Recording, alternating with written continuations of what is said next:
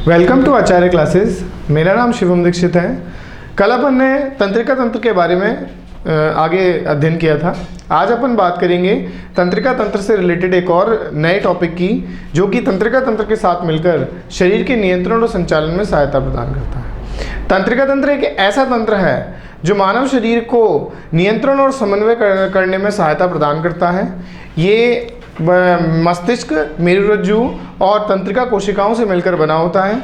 ये बाहरी वातावरण से मानव को संबंध स्थापित करने में सहायक होता है। इसमें कुछ विशेष प्रकार के 5 अंग हैं जिन्हें अपन संवेदी अंग, संवेदांग भी कहते हैं। ये संवेदी अंग बाहरी वातावरण से मानव को एडजस्टमेंट करने और अवगत कराने में सहायता प्रदान करता है।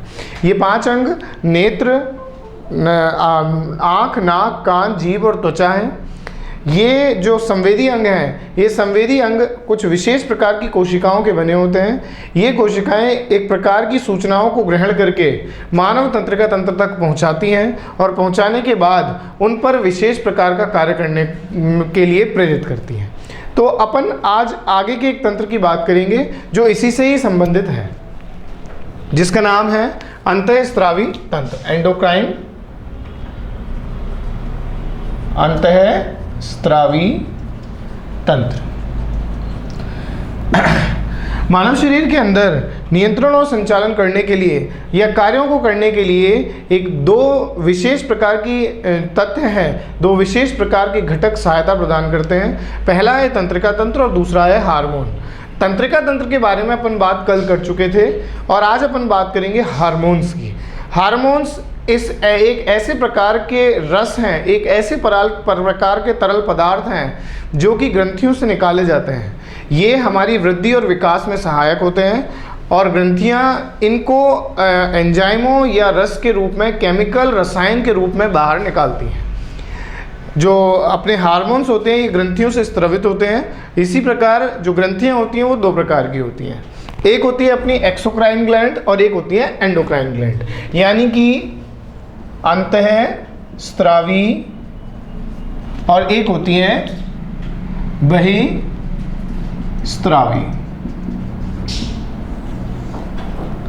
नाम से ही मैंने बताया था कि आप नाम से ही डेफिनेशन का पता लगा सकते हैं। बहि यानी बाहरी। इसी प्रकार की ग्रंथियां जो अपने से निकलने वाले रस को नलिकाओं की सहायता से शरीर के बाहर निकालती हैं। जैसे मैं बात करूं, दुग्ध ग्रंथियां जो स्तनों में पाई जाती हैं, अश्रु ग्रंथियां जो आंसुओं को बाहर निकालती हैं, और लार ग्रंथियां। ये ऐसी ग्रंथियां हैं जो नलिकाओं की सहायता से अपने से निकलने वाले रस को शरीर के या बाहर निकालती हैं। ठीक है। दुग्ध को स्तन ग्रंथियों से, आंसुओं को नेत्र से, और लार ग्रंथियां भोजन को पचाने में सहायक लार का स्रवण करती हैं। तो ऐसी ग्रंथियां जो अपने से निकलने वाले रस को नलिकाओं की सहायता से आगे बढ़ाएं और नलिकाओं की सहायता से आगे करें, उन्हें बहिःस्रावी ग्रंथियां कहते हैं। इसमें मिल्क यानी कि दुग्ध ग्रंथियां, अश्रु ग्रंथियां और अपनी लार ग्रंथियां, ये तीनों को शामिल किया गया है। इसके दूसरे रूप में कुछ विशेष प्रकार की ग्रंथियां पाई जाती हैं जो अपने से निकलने वाले रस को बिना किसी नलिका की सहायता से सीधे रक्त में घोल देती हैं। ऐसी ग्रंथियां जो बिना किसी नलिकाओं की सहायता से अपने से निकलने वाले रस को सीधे रक्त में घोलती हैं, उन्हें अपन कहते हैं अंतःस्रावी ग्रंथियां। अंतःस्रावी ग्रंथियां विशेष प्रकार की ग्रंथियां हैं जो वृद्धि और विकास में सहायक हार्मोन्स का स्रवण करती हैं। इसमें अनेकों ग्रंथियां आती हैं, जैसे अपनी पीयूष ग्रंथि, थायराइड ग्रंथि, पैराथायराइड ग्रंथि, अपनी थाइमस ग्रंथि, और अगर और देखा जाए तो अपनी एड्रिनल ग्रंथि। तो अनेकों ऐसी ग्रंथियां हैं जो अपने से निकलने वाले रस को बिना नलिका की सहायता से सीधे रक्त में घोल देती हैं। रक्त के अंदर पाया जाने वाला प्लाज्मा इस रसों को, इन हार्मोन्स को उठाता है और उठाने के बाद शरीर के संपूर्ण भागों तक भेज देता है। तो आज अपन बात करेंगे अंतःस्रावी ग्रंथियों के बारे में। आप देख सकते हैं अंतःस्रावी ग्रंथियां। मैं बता दूं आपको कि जो ग्रंथियां हैं,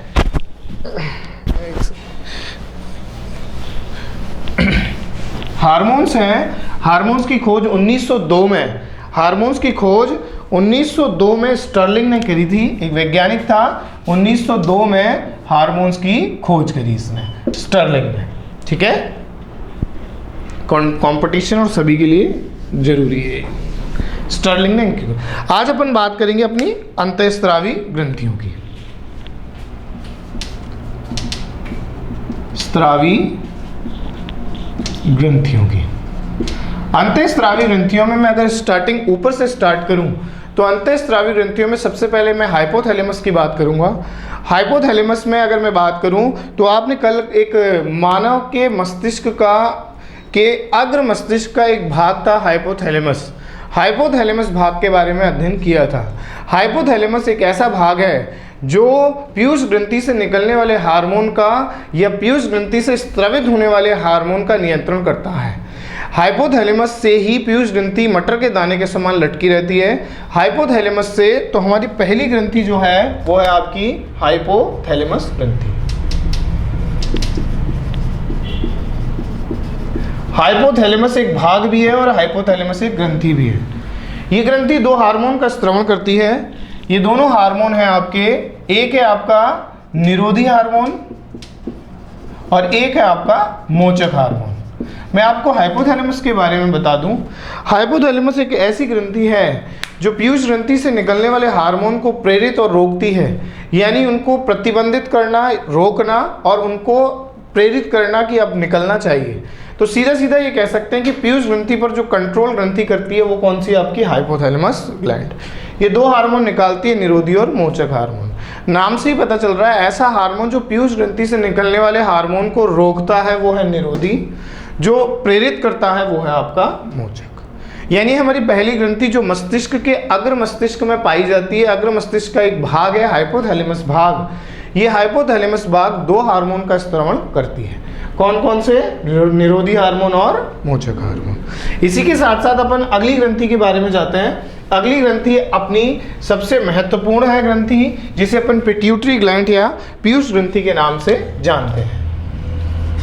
पीयूष ग्रंथि या पिट्यूटरी ग्लैंड, पीयूष ग्रंथि। ये 0.6 ग्राम की ग्रंथि है और ये ग्रंथि अपने हाइपोथैलेमस के अंतिम भाग से या हाइपोथैलेमस से लटकी रहती है।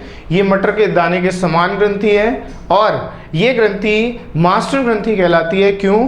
क्योंकि ये इस ग्रंथि से निकलने वाले हार्मोन्स अन्य सभी ग्रंथियों से निकलने वाले हार्मोन्स का कंट्रोल करते हैं। जैसे कि मैं अगर बात करूं सोमेटोट्रोपिक हार्मोन, अपना थायराइडट्रोपिक हार्मोन, अपना LTH यानी कि लैक्टोजेनिक हार्मोन, ACTH, अपना एड्रीनोकॉर्टिकोट्रोपिक हार्मोन, ऐसे हार्मोन्स के ऊपर ये अपना नियंत्रण करती है। जैसे कि मैं बात करूं सोमेटोट्रोपिक हार्मोन, ये हार्मोन वृद्धि के लिए सहायक है। हमारे शरीर में शरीर की वृद्धि और हड्डियों की वृद्धि के लिए जो महत्वपूर्ण हार्मोन है वो है आपका STH यानी सोमेटोट्रोपिक हार्मोन। सोमेटोट्रोपिकल हार्मोन जो है, ये हार्मोन की जब अधिकता हो जाती है तो इसके कारण एक रोग होता है जिसे अपन महाकायता कहते हैं। अगर अधिकता के कारण ये हार्मोन ज़्यादा बहता है तो उस स्थिति में व्यक्ति का शरीर बहुत ज़्यादा लंबा हो जाता है, जिसे अपन महाकायता के नाम से जानते हैं। जब यह इस हार्मोन की कमी हो जाती है तो उस समय क्या होता है कि ये हार्मोन कम निकलता है और व्यक्ति में जो वृद्धि होती है वो रुक जाती है और व्यक्ति बौने रह जाते हैं। तो वृद्धि के लिए जो कंट्रोल है वो सोमेटोट्रोपिकल हार्मोन हो गया। दूसरा अगर अपन बात करें thyroid stimulating hormone. Thyroid stimulating hormone ये थायराइड ग्रंथि से निकलने वाले हार्मोन्स का नियंत्रण करती है। थायराइड ग्रंथि से निकलने वाले हार्मोन्स का नियंत्रण कौन करती है? Thyroid stimulating hormone. एक आता है लैक्टोजेनिक ट्रोपिकल हार्मोन।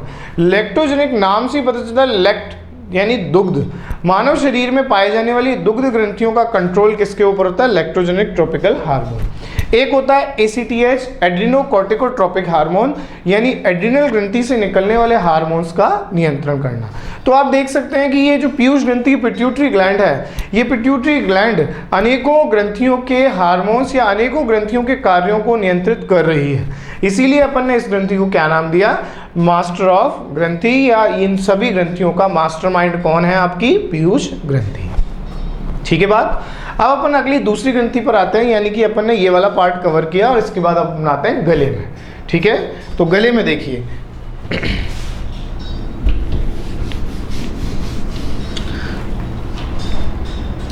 मैं बात कर रहा हूं थायराइड ग्रंथि की। Thyroid gland. ये थायराइड ग्लैंड मानव शरीर में अनेकों कार्यों को करने में संपादित है, जैसे कि ये पीयूष ग्रंथि के साथ मिलकर शरीर में जल की मात्रा को नियंत्रित करता है, रक्तचाप, ब्लड प्रेशर और हृदय की गति को नियंत्रित करता है, और हमारे शरीर में कार्बोहाइड्रेट, प्रोटीन और वसा के मेटाबॉलिज्म को भी नियंत्रित कौन करता है? अपना थायराइड ग्रंथि से निकलने वाला थायरोक्सिन हार्मोन। थायरोक्सिन हार्मोन जो है, ये हार्मोन दो तरह से कार्य करता है। इसकी कमी से भी रोग होते हैं और इसकी अधिकता से भी रोग होते हैं। जैसे कि मैं बात करूं थायरोक्सिन की कमी से होने वाले रोग। थायरोक्सिन की कमी से दो प्रकार के रोग होते हैं। जैसे मैं कमी की बात कर रहा हूं अभी, जिसमें अपन बात करेंगे किसकी? घेंगा रोग। और एक रोग और है जिसका नाम था, अपन ने बात करी थी, क्रिटिसिज्म रोग।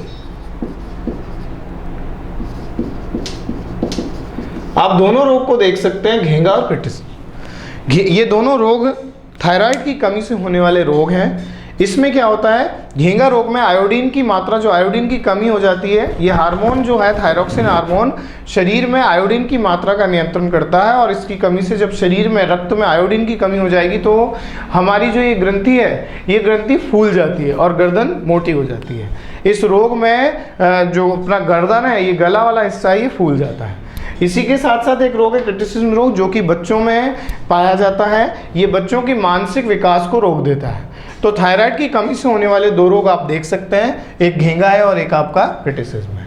अब अपन बात करते हैं किसकी? थायराइड की अधिकता से होने वाले रोग। थायराइड की अधिकता से होने वाले रोग में अगर देखें अपन, पहला रोग है आपका एम्फाइसीमा। एम्फाइसीमा ये एक ऐसा रोग है, एक्सोप्थेल्मिया। थायराइड की अधिकता से होने वाला पहला रोग है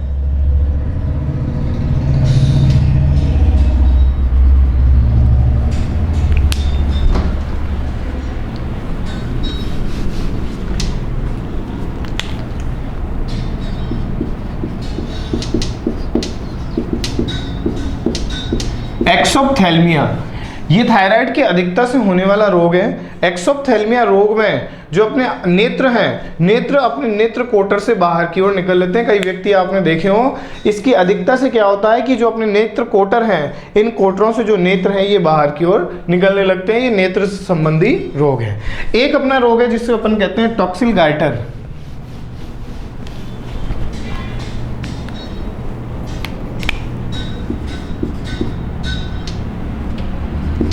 टॉक्सिल गाइटर,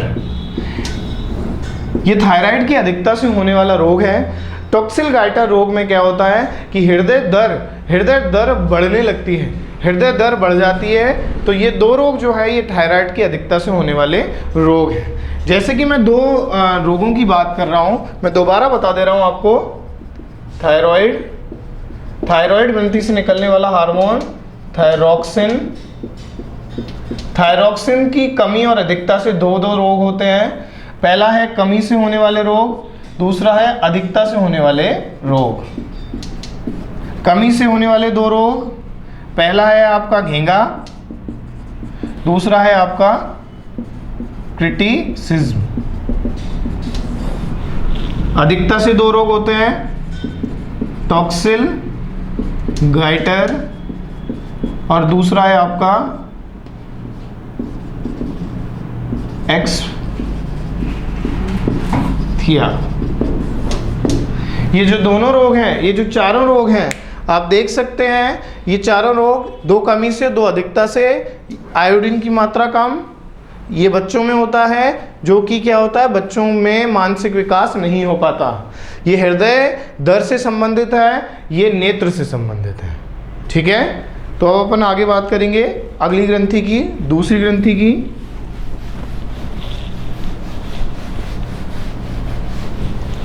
थायराइड के जो थायराइड है हमारी ग्रंथि, ये एच आकार की होती है। इस ग्रंथि पर चारों कोनों पर बिंदी डॉट्स के समान चार ग्रंथियां पाई जाती हैं।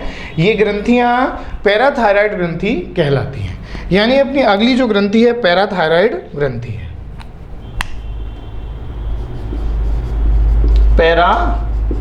थायराइड ग्रंथि। पैराथायराइड ग्रंथि रक्त में कैल्शियम की मात्रा का नियमन करती है।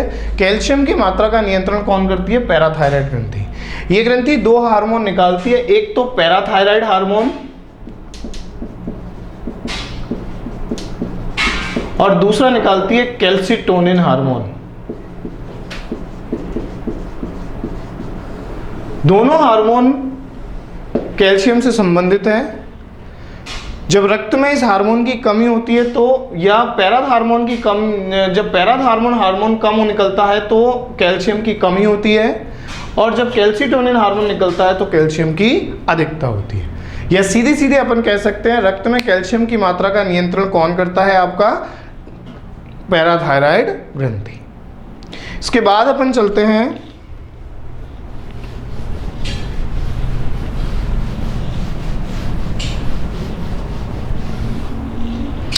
अपनी एड्रीनल ग्लैंड, एड्रीनल ग्रंथि। एड्रीनल ग्रंथि हमारे वृक्क, यानी आप लोगों ने किडनी पढ़ी थी, हमारे वृक्क में ऊपर की ओर एक कैप की समान संरचना पाई जाती है। इस दोनों वृक्कों में होती है इस कैप की समान संरचना को ही अपन एड्रीनल ग्लैंड कहते हैं। ये जो एड्रीनल ग्लैंड है, ये एड्रीनल ग्लैंड दो भागों में बटी होती है। बाहरी भाग कॉर्टेक्स और आंतरिक भाग मेड्यूला कहलाता है। इन दोनों भागों से ही अलग अलग हार्मोन्स निकलते हैं। जैसे कि मैं अगर बात करूं आपकी कॉर्टेक्स भाग से, दो भागों से मिलकर बनी है,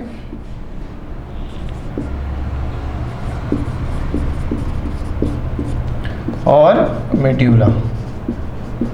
मेड्यूला से दो हार्मोन निकलते हैं, यानी आंतरिक भाग से, आंतरिक हिस्से से दो हार्मोन निकलते हैं। एक है आपका एड्रीनलिन और एक है आपका नॉर एड्रीनलिन।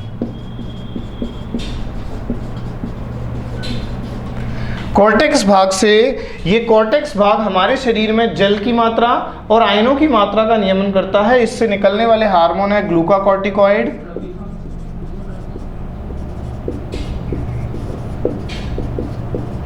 और मिनरेलोकॉर्टिकॉइड।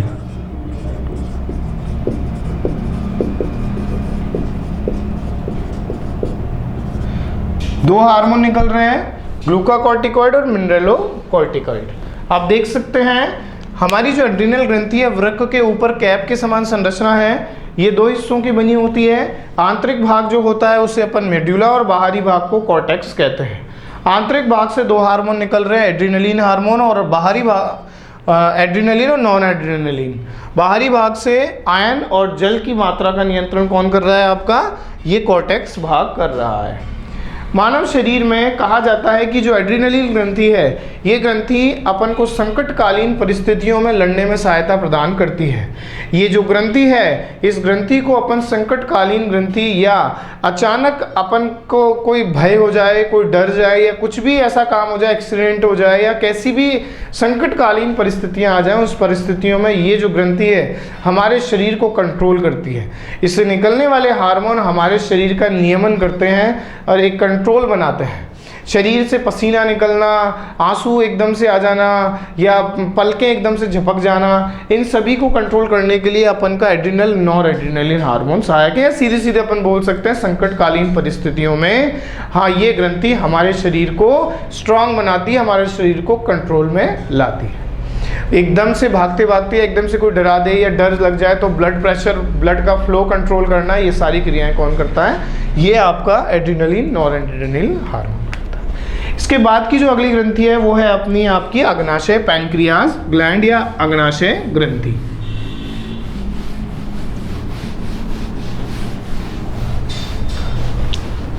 देखिए अग्नाशय जो ग्रंथि है, अग्नाशय ग्रंथि एक पाचक ग्रंथि भी है या पाचक अंग भी है। अग्नाशय जो ग्रंथि है ये एक हमारी पाचक अंग भी है। ये कुछ एंजाइम का स्त्रवण करती है। ये एंजाइम भोजन में आए हुए पोषक तत्वों को पचाने का काम करता है। जैसे मैं बात करूं, प्रोटीन, कार्बोहाइड्रेट और वसा को तोड़ने के लिए कुछ रस निकालती है जिसे अग्नाशयी रस के नाम से जानते हैं, और ये ट्रिप्सिन, लाइपेज ऐसे एंजाइमों का स्त्रवण करती है जो कि भोजन के पचाने में सहायक है। जैसा कि अपन देख सकते हैं, ट्रिप्सिन प्रोटीन के पाचन को, एमाइलेज वसा के पाचन को, कार्बोहाइड्रेट के पाचन को, और लाइपेज वसा के पाचन को या वसा का पाचन करता है। ये अग्नाशय ग्रंथि जो है ये पाचक और अंतःस्रावी दोनों का ही एक अंग मानेंगे। भोजन के पाचन के लिए ये कुछ पाचक रस निकालती है, कुछ एंजाइम्स निकालती है जो भोजन में पाचक या भोजन के पाचन में सहायक है। ट्रिप्सिन प्रोटीन के पाचन को, एमाइलेज कार्बोहाइड्रेट के और लाइपेज वसा के पाचन में सहायक है। यदि अपन इसका दूसरा रूप देखें, ग्रंथियों के रूप में देखें, तो ग्रंथियों के रूप में इसमें दो प्रकार की कोशिकाएं पाई जाती हैं, अल्फा कोशिका और बीटा कोशिका। ये दोनों कोशिकाएं ग्लूकागॉन और इंसुलिन हार्मोन का स्त्रवण करती हैं। ये हार्मोन जो है, ये हार्मोन क्या करता है? ये हार्मोन रक्त में शर्करा की मात्रा का नियंत्रण करता है। यानी कि अगर अपन देखा जाए, अग्नाशय जो ग्रंथि है, ये अग्नाशय ग्रंथि दो कोशिकाएं निकालती है, अल्फा कोशिका, यानी अग्नाशय में दो प्रकार की कोशिकाएं पाई जाती हैं, अल्फा कोशिका और बीटा कोशिका। अल्फा कोशिकाएं ग्लूकागॉन और बीटा कोशिकाएं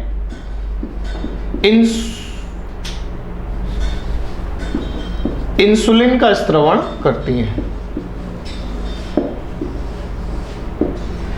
जो कि रक्त में शर्करा की मात्रा को नियंत्रित करता है। इसी की कमी से या इंसुलिन की कमी और अधिकता से एक रोग होता है, आप लोग जानते होंगे, जिसे अपन डायबिटीज कहते हैं या फिर अपन मधुमेह रोग के नाम से जानते हैं। इसके बाद जो अपनी अंतिम ग्रंथि है, जो लास्ट ग्लैंड है, दो ग्रंथियां अपन जिनके बारे में बात करेंगे।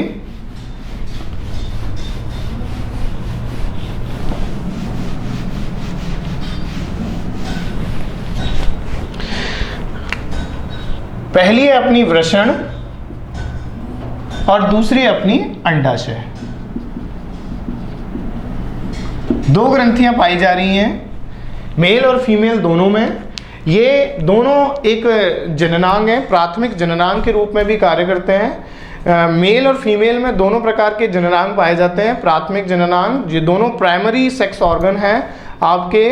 प्राथमिक जननांग में मेल्स की बात करें, नरों की अगर अपन बात करें, तो नरों में एक वृषण नामक संरचना पाई जाती है। ये एक प्रकार की ग्रंथि भी है जो कि टेस्टोस्टेरोन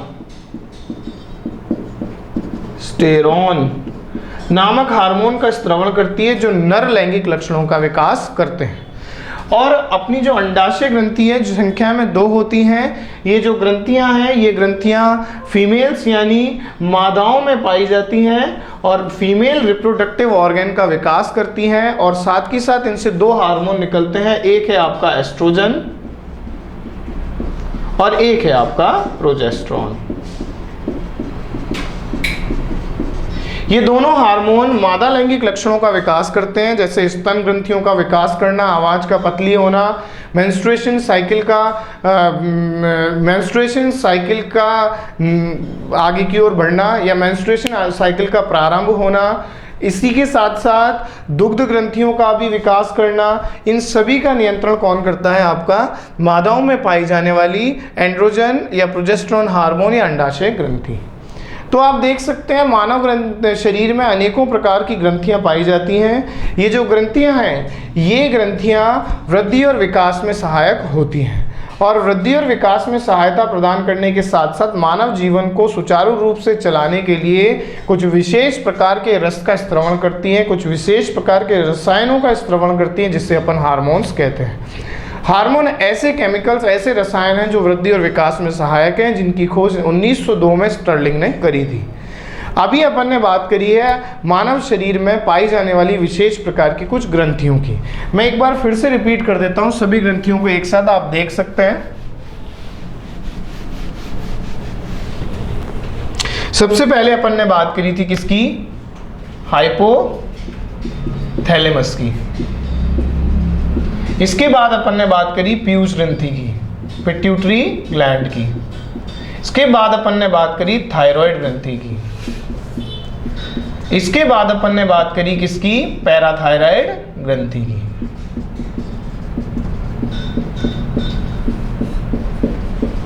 इसके बाद अपन ने बात जो करी है वो करी है अग्नाशय ग्रंथि की। इसके बाद अपन ने बात करी है एड्रिनल, अधिवृक्क के नाम से भी जाना जाता है।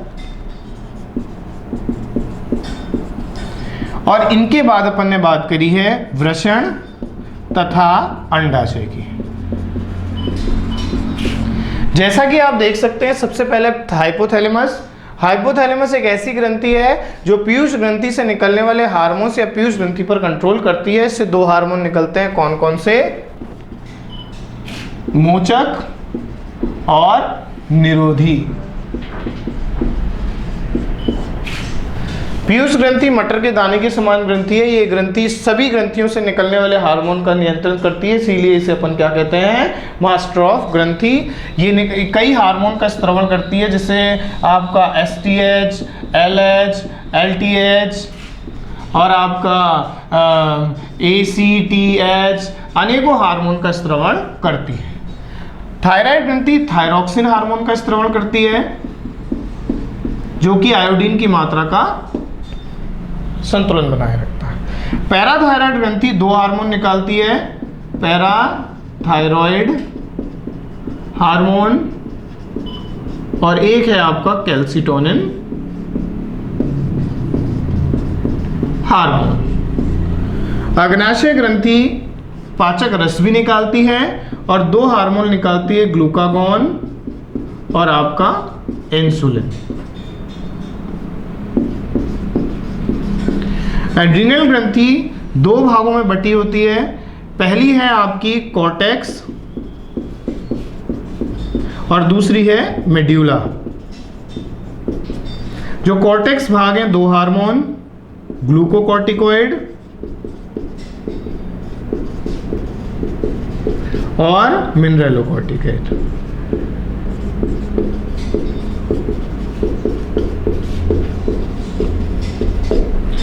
मेड्यूला भाग से दो हार्मोन निकलते हैं, एड्रीनलिन और एक है नॉर एड्रीनलिन।